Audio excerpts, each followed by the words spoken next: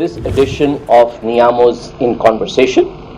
Today we will be talking to Ken Pullar, CEO of Chartered Institute of Payroll Professionals. Ken, welcome to Goa. Thank you very much indeed. And I apologise, I brought a cold from England. But I'm sure the warmth of Goa will help you. Sure. Leave it right behind here. Good, thank you. Excellent, excellent. So, Ken, to get the session going, I'd appreciate if you would, tell us a little about yourself, and then what got you into payroll? Right, I'll tell you very little about myself to start off with. I'm married. I have 3 children. I have 2 grandchildren. Oh wow! It's a bit of a surprise, but they're doing well. You don't. Thank you very much. My hobbies. I've thought long and hard about hobbies. My hobbies are work. Okay. Which is we all share that. We all share that. And my other main hobby really is family tree research. So I've gone back a number of years on my family tree, back to sort of the 15th, 16th century. 15th, 16th. I've got an unusual surname, Pullar, P-U-L-A-R, so right. It's been quite easy to track back. I've been doing it for 10 years now, but haven't finished. I never will finish. So it's quite very enjoyable. Sure. Very enjoyable. So that's my personal life. Work-wise, and this is scary, I've been in payroll this year for 40 years. I just don't know where the years have gone. It's gone too quickly. So I was age 17. My careers teacher said to me, "You're good at numbers. There's a payroll job down the road." Now my staff have heard this story lots of times, so they're getting bored with it now. So I went along to payroll, not knowing what payroll was, and to this very day not finding anyone who's gone into payroll on purpose. Right. Lots of people end by accident. So I ended up working in payroll. Worked in the UK public sector. I was introduced to the world of outsourcing in 1993. That was through various companies such as Data Science, IBM, Capita and Rebus. And then I was introduced through Northgate Arinzo, or NGA HR as they are today, in 2002 into the offshoring world of payroll. And I started with a partner, Calder Point, I'm sure you're familiar with, in Navi, Mumbai. And from that small, tiny operation with a partner, with literally a handful of people, when I left Northgate Arinzo in 2012, there was in excess of 1,000 people doing payroll and HR and back office outsourcing in Cochin with NGA, customers in the UK and the USA. Wow. So very potted history. Right. Once you get into it, people will either leave very quickly or they stay in it because they can't get out. Right. Yeah, payroll is that kind of world. Either you are in it or you're out of it. It brings me to a different question. How have you seen payroll change in the last 40 years? Yes, I think we stray on this later on in our conversation. Technology, enormously. And I don't mean technology in the sense that technology has took over, but technology has complemented what you've done. So I go back to the early days of where you counted everything and you totted everything up. And now you don't need to do that anymore. Files come in with data, you import them into systems. In some cases, they go direct into systems. So technology has definitely benefited us. And I think we're going to have a discussion later on about the impact of technology in the future. I have some interesting thoughts on where that might go. So can you tell us a little more about CIPP? Indeed, CIPP, that's really something that's very, very important to me now. It's about membership, it's about training, it's about qualifications, predominantly in UK payroll. Okay. So if I go back, I had a number of predecessors, and I was actually in 1983, a lifetime ago, a member of the Association of Payroll and Superannuation Administrators, which is one of those bodies that eventually led to the becoming of the CIPP. So it's had various guises, BPMA, IPPM, IPP, but then it got chartered status, and that's where we are today. And I think why I've always had a belief in the education piece, even before I formally got involved with CIPP, is that I remember my first job at North Yorkshire County Council back in 1981. I sat next to a lady, still remember her name to this day, Anne Granger, and for 6 months she sat and taught me how to do timesheets, how to do allowances, how to do deductions, how to do extra payments, how to do tax calculations, national insurance calculations, because there was nothing in the marketplace, nothing formal, no qualifications that taught you how to do payroll. And really, so when APSA came along in 1983 and said, we can actually educate you and qualify you and train you it was like, wow, this is something Right. new, and that was why I then started my journey through APSA back in those years, many years ago. So I've always had a belief in training and education. I think sometimes the view of payroll, who does it sit with? Does it sit with HR? Does it sit with finance? Correct. Some organisations, Yep. probably a question that will never ever be answered satisfactorily. And in some organisations, such as the major outsourcers, it's a play in its own right, which is good. So I think as I've gone through my career, it's been to ensure that when I work for various organisations in the UK, onshore, and when I worked offshore with people like Calder Point and Northgate, I always made sure that my staff either had the basic payroll training skills, Right. or if they so wanted a diploma or a degree, so that all of my staff, be it UK or onshore, offshore, were adequately qualified to deliver more than adequate payroll, were skilled in doing the payroll for their clients and their customers. Right. But CIPP is a UK-based organization, but I think you have a vision about CIPP and taking it, leveraging the international aspect as Indeed, well. I've been CEO now for 4.5 months, and it's been quite a topic of debate, and I think we're still going to continue that topic. The one thing that we're crystal clear is that we do see countries like India and the Far East very much being an engine room for UK companies in terms of payroll outsourcing and some areas of back office outsourcing as well. So we will continue to work in those areas where we can support people who are going to do UK payroll activity in India and the Far East in terms of training them, giving them membership, and making sure that they're qualified to do the job that they're doing for either home-based organisations in these countries or for outsourcers that are based in these countries. Well, it makes a lot of sense because, after all, at the end of the day, if they're going to be servicing UK companies, they better be qualified and keep up to the mark, right? Indeed. Right. And the challenge on global, and I know that you will know this, is it's how long is a piece of string? It's Right. absolutely enormous. So if you come and ask me or my staff, ask my staff a question about UK payroll, you will get the answer. Right. Be it to do with the rule or be it to do with legislation, you will get that response that you need to know that's correct. You come and ask me what the trade union rates are in Norway or what the rules are for calculating tax in Slovakia. Right. I can go and find out for you, but it's going to take me some time. Right. So we are really having more thought about how we can signpost our members to other organisations that may be able to help them better with their global aspirations. But we haven't yet mapped out how we're going to do that. Our key focus at the moment is UK. Perfect. I think that would be truly exciting for the people in this part of the world, especially India, because, as you know, there are a lot of outsourcing companies that Indeed. they service both for their own captive centers as well as their outsourcing person. I would think the captive centers would be the most excited, Indeed. right? Indeed. To make sure that their people are certified. And as you know, in the Far East and in India, education is Very taken important. very important, Indeed, right? indeed. Everybody wants to strengthen their resumes. So Correct. So tell me, for a young person, what excites you? How would somebody become excited about payroll? Well, to me, it's the definite starter-finish occupation.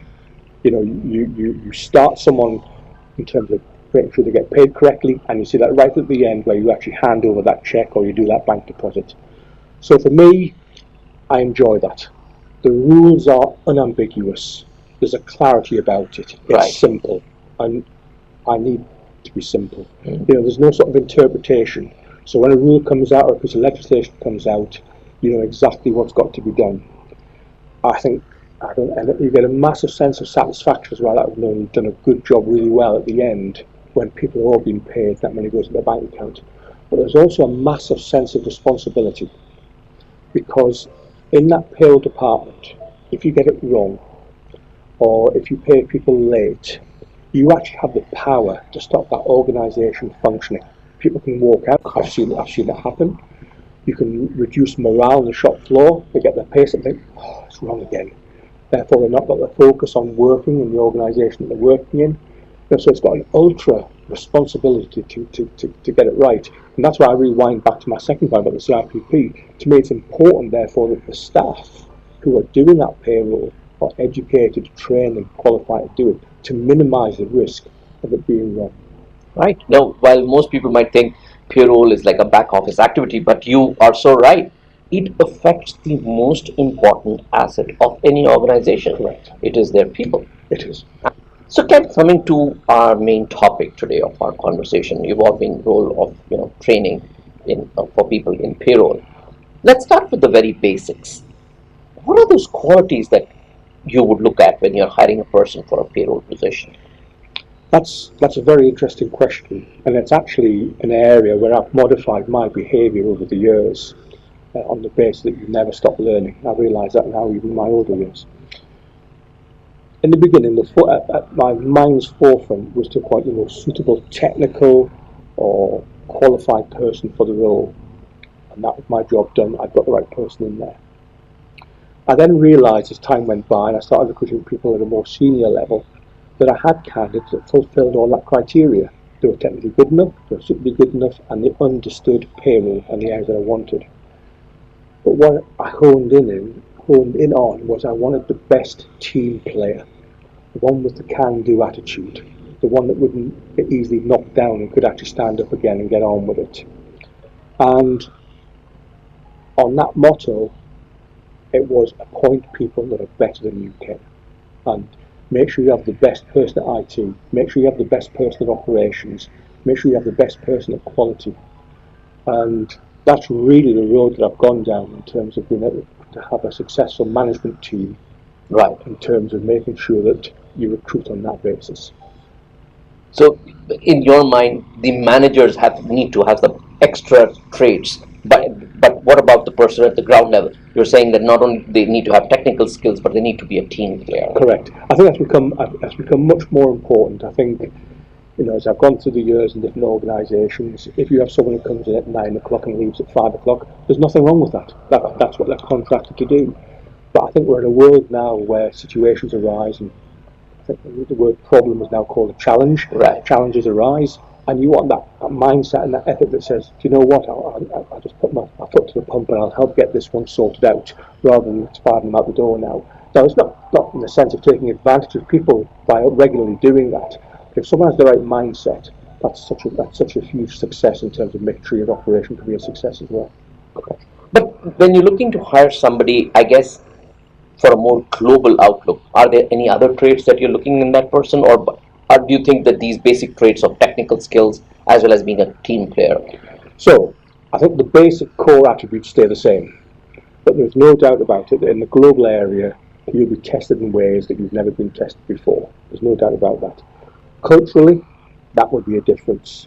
Payroll and HR complexity, that will come into play, both in rules and in legislation. Managing diverse teams will come into play. Because you have a mix of onshore, you may have a mix of offshore.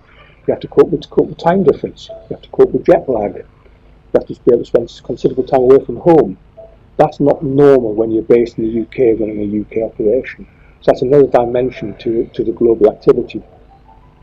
So, to put it in perspective, you're looking for the same person with the same criteria and the same qualifications, but they have the permutations of having to look after a global solution in area of those points that I've gone through. So if you have a telecoms failure at 3 o'clock in the morning in the UK, when it's 8:30 in India, right, and you've got limited or no support at all, and you've got 100 staff looking down at you saying, we can't work anymore, how are you going to react to that situation? How are you going to problem solve that situation? How are you going to find alternative work to keep the team engaged and productive? How are you going to resolve the technical problem that you've got? Those are situation scenarios that will not be common to them in the UK, but in an offshore environment will come along and test them. That's when you'll find out we've got the right staff, and hopefully if you've done all the processes right in the beginning, then you will have the right staff. Wonderful, thank you.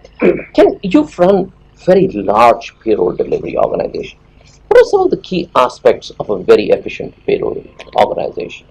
Well, it's very kind of you to say that. I've had one or two failures, but I'll not tell you about those. I think I mentioned a little bit earlier when you talk about recruitment of people. You need a world-class management team. Right. And in fact, when I moved offshore, my early days, it was no different.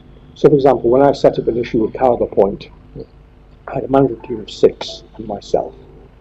And we agreed that each manager would come up for 8 weeks to manage the operation in India. Right. Now, for some, that was a hard ask, from a personal point of view, from a home life point of view. Some had never been out of the country before. But to me, it was important that they sat in the operation, they lived and breathed the operation, they saw what worked, they saw what didn't work, they saw what could be improved. But more importantly, when they got back to the UK and sat down with the business, they could now empathise and relate to the operation in India and know and be tuned in quite quickly in terms of what needed to be done or what needed to be solved to have that operation continue. So I said it before, appoint people better than you. I've seen throughout my career, I've seen organisations where that doesn't happen. But I realised quite quickly that you can't do this by yourself. Right. And you can't do it by appointing people that you think might not be a threat to you anymore. You have to have the best people in place to help you deliver the solution wherever they are in the world. That you can delegate, do it from your away, and get on with it. Very important. So, let's talk about the role of training in efficient global delivery. How can companies leverage training, and how does that differ when you do it for domestic, or you are doing more domestic to global, or moving from expanding your operations, and now the payroll department has to come up to deliver global services? Let me try and tackle all that in order. So, I mentioned earlier on, historically, many years back, there was no formal training at all in the line of business. There was no training, there was no qualifications in payroll. And many organisations work on the basis of you walking off the street, you could do payroll, which even horrifies me now. But the world, quite rightly, has moved on. So again, I'll relate to some personal examples. Again, when I was running offshore operations in India, we made sure that they were targeted the appropriate level of qualifications. So, basic payroll practitioner's course, so someone new to it. Therefore, here's the basics. This is how you do a payroll. This is how you calculate national insurance and tax. Can you do a gross to net, which is very important. Then perhaps you want your team leader to do that, and they want to do the diploma. Or then you want to move on to someone who's managing an operation to do the foundation degree in payroll. So that all looks and intents have a group of people who, I keep saying this, are suitably qualified and skilled in actually being able to do that. But don't forget the soft skills, things such as customer care and management skills as they climb the ladder. Too many times we put a team leader in place because they're a good payroll practitioner, but we don't help them to be a team leader and we don't help them to be a manager. Right. And we need to train them to get up that ladder. And I think the other way to improve the services, and this sometimes gets missed, and I know that I've been guilty of that as well, but when you're running an outsourced operation, or you're running a large operation, be it in the UK or be it offshore, who's the best person to notice whether the system could be improved? Whether a process that they're doing is being slowed down by system functionality? It's actually the person doing the job, right? And too many times, people in IT implementation will take in ideas from the customers how it could improve the system, when actually you've got your own people sitting there on the floor saying, do you know what, if you did this, this and this, that could be so much quicker. And if you change that, that could save half an hour on the workload that I do. So as part of the training, it's all embracing. It's the technical skills, it's the soft skills, and then the skills while they're actually working on the job and how they can convey them within the organisation to improve the system functionality, to make them better at what they're actually doing. Right. You're absolutely right. How do they also express themselves that lead to innovation in the whole process? Again, I think I touched on this towards the end of our conversation. I hear a lot about systems, I hear a lot about the cloud, I hear a lot about IT, I hear a lot about implementations. Sometimes I don't hear a lot about the people. Right. The people are crucial. Whether technology removes a layer of them is a separate discussion. But you have to have your team on board. They need to know that they work with you. I think was it President Kennedy was visiting NASA, and he said to the janitor, "What's your job here?" He says, "I'm helping put a man on the moon." Correct. So simple analogy, it's one I've always remembered. So everyone from the filing clerk to the operations director is actually engaged in trying to do a successful output delivery to the client. And they're all equally as important, and they're just, they're actually working through their individual roles, as they should do, to facilitate getting the job done. And going back to what you said before in terms of global, is it any different? Well, you need to upgrade their knowledge. You never get to the point where the system spits out the answer, and the member of staff can't explain why it spat that answer out.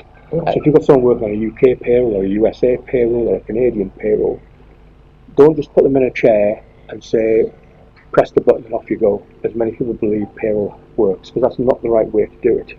The world's getting smaller. I work for a professional body in the UK, CIPP. We have similar professional bodies in the USA, Canada, I had to write them down, Australia, New Zealand, Ireland, South Africa, and even here in India. And there's other global channels, I think there's the GPA and the GPMI. Right. So there's plenty of avenues to go to for support and skilling in education. And it's not uncommon when tenders come out from organisations to run their payroll. They will ask, what are you doing to skill your staff? How skilled are your people?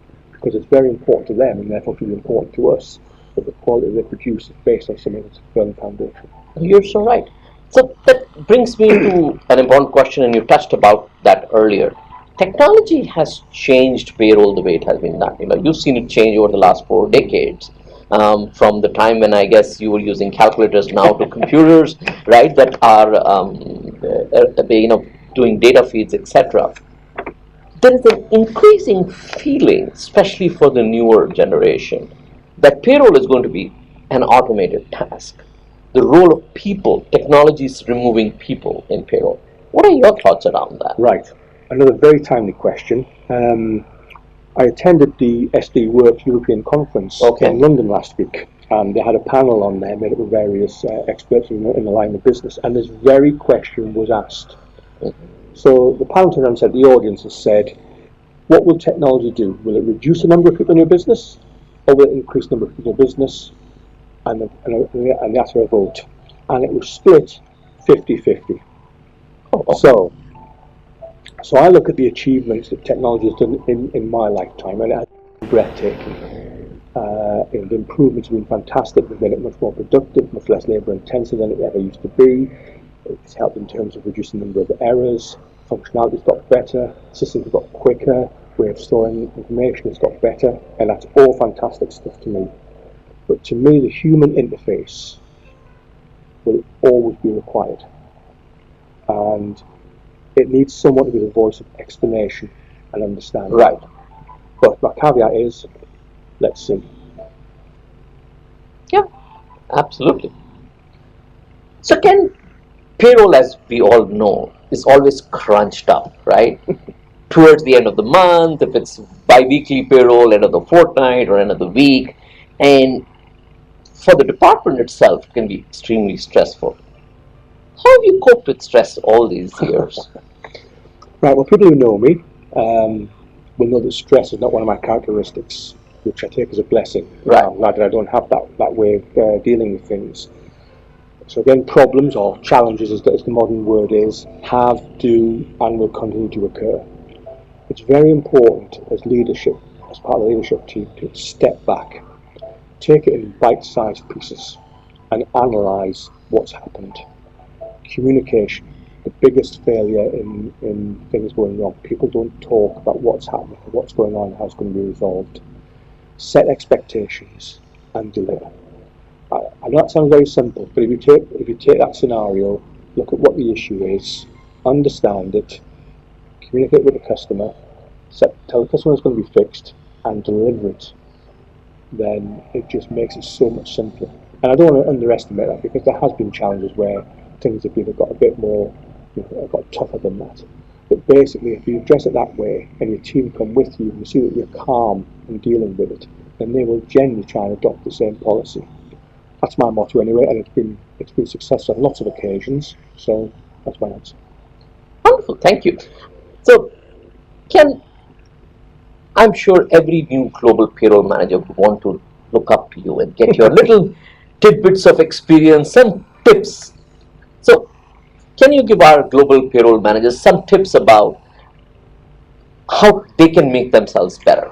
Right, so I had an advanced sight of the question, and I thought about this one quite long and hard, because you could do a long list, and a long list isn't very good. And I think in positions of leadership, and people think, well, if you're just a director, do you mean people who know beneath you? Well, not necessarily the case. If you're a team leader, you have people beneath you. Right. If you're a payroll manager, you have people beneath you. So whatever you have in terms of people who work for you, Make sure they're world class. I call it my world class management team. Right. But there's nothing wrong if you're a team leader or you're 3 or 4 people, are they world class? And if they're not, what are you doing to make them world class? Right. Because these are the guys who are delivering for you. They need to have your confidence and your support and their delegation to be able to do what it is. You cannot do it by yourself. I realised that probably a little bit late because you think you can do it all yourself. So for any up and coming person in a position of leadership, you can't do it by yourself. You have to delegate and have people around you that can do it. Make sure your team are knowledgeable, educated, and qualified. CIPP are a main educator in that field. If there are others doing it, I don't mind. As long as you fill those criteria, that's the main thing. And very importantly, we haven't touched on this at all, and it's a subject in itself, but to have a framework of governance wrapped around what you do. Right. There's data protection, there's IT, there's ISO, there's BSI, there's all those attributes that need to wrap themselves around from a governance point of view. Make sure that you have them because they actually help you in a framework deliver what you deliver. Communication, not just with your staff but with your customer. I think you mentioned an example to me a few minutes ago about an aeroplane where someone sat on the runway for an hour and the captain didn't say a word. Right. And they got quite agitated about it. If it said someone every 10 minutes, this is what the delay is for, folk, they might not have been happy, but Right. they would have known what was going on. Correct. So communication is very important. Honesty. Don't lie to your customers and don't lie to your staff. You will get found out. That's not the reason for not lying, but be honest, because we're in this together. And I think that's my final part. Particularly in the relationships I've been in over the years, it's a true partner relationship. They're not just your client. Right. And I think if you view them as such, it won't work. You're both in this together. You want it to work, and therefore there's a high interdependency that what you are doing in terms of delivering works with the model of the client in terms of what's being supplied to them. But the buy-in has to be equal. And sometimes, as a supplier, you will have to work harder at making that happen. But I think they're the 6 points that I think if I look back and distill my career, they're the key areas I think will support any payroll manager today. Thank you. Ken, thank you so much. I'm sure our audience learned a lot from you, and we continue to use another occasion to talk to you again. Thank you very much for that. Thank you. Thank you very much. Bye-bye.